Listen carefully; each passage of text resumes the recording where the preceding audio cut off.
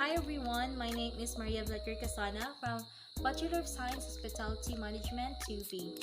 And for this video, I am going to tackle about the history of Novellino wine.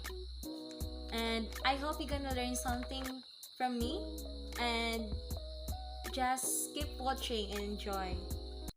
Great tasting wine, surprise yourself with Novellino Italian wines. Experience the pure and natural goodness of 100% vinifera grapes harvested from Italy's noble vineyards. Novellino wines follow the rich tradition of Italian winemaking to give you that delightfully sweet and fruity taste. If you never thought wine can be this good, surprise yourself with Novellino Italian wines.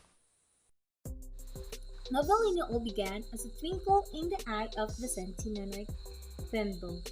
He was a Filipino businessman with years of experience in the international beverage business. While he was traveling around the world, Nonoy took an interest in wine.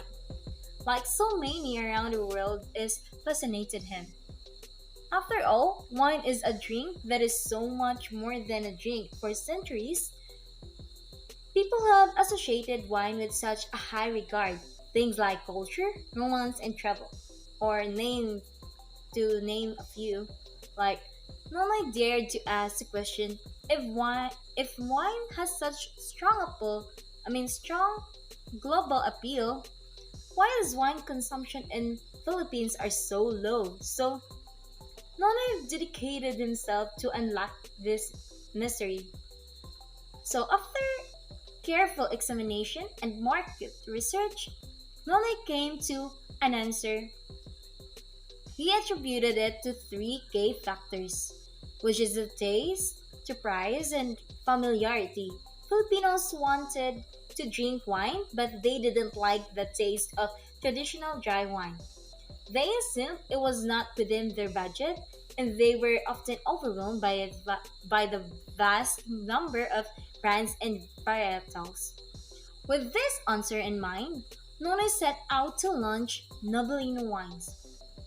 However, let it be clear that Nonoy Quembo didn't start Novellino so that he could own a successful company.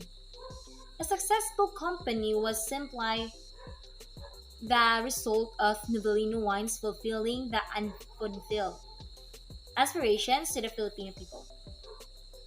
The wine business then, before we dive into that made Novellino successful, let us first take a look at the traditional wine business model in order to to address the three key factors of taste, price, and familiarity.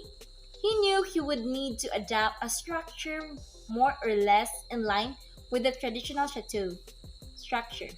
When wineries first started producing wine, their intention was to produce the wine for the taste preferences of the region where it was made.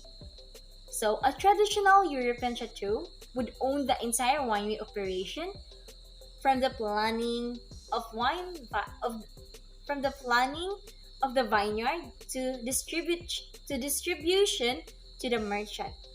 So this structure requires a tremendous amount of investment, which is why the wine business today is quite different than it was back in the olden days. So let's talk about the wine business today. In this day and age, so winemaking has become very specialized. And every major aspect of the business is independent of one another. It's like something connected to one another. Like the farmer sells his grape to to the winemaker, who makes the wine and sells it to the blender, which is who bottles the labels and wine and sell it to the so the wine blenders sell it to the distributor, which distributing a multitude of different brands. So Quembo's vision of an affordable and recognizable sweet wine in the Philippines required more control over his operation. He would need to own his production to justify his spend in advertising, and he would need critical mass in volume to offer his wines at an affordable price for the Filipino people. As a brand new company with virtual new volume, Crembo needed to get creative. So, in order for Crembo to address the three K factors, which is the taste, price, and the familiarity, he knew he would need to control more aspect of his operation than the modern wine business would allow him. He also knew that he would inevitably need to source the grapes outside of the Philippines since the tropical climate doesn't make for a good grape growing conditions. It didn't take long for Crembo to come to a great realization. The modern day winemaker gets his grape from the farmers, but the winemaker isn't the only customer of the farmer. So, the juice maker also sources his grapes from the farmer. Crumble found that by engaging the juice maker rather than the winemaker itself, he could control the rest of the operational model.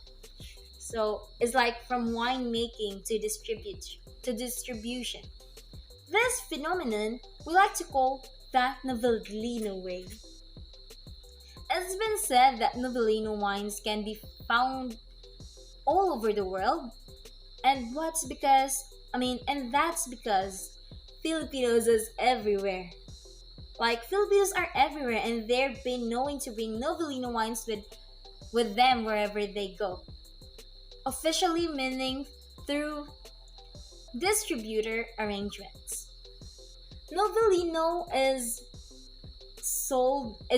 Novellino is also sold in Vietnam, Emirates, and yes, even in that great wine country, California. So far, it's been more than pretty good for Novellino this past 20 years and counting. That twinkle in Nonoy's eye is still there. It's the star that Novellino has now become and all that inventions its future to be. I am so proud. As a citizen of Philippines, I am so proud of Nonoy's successful business.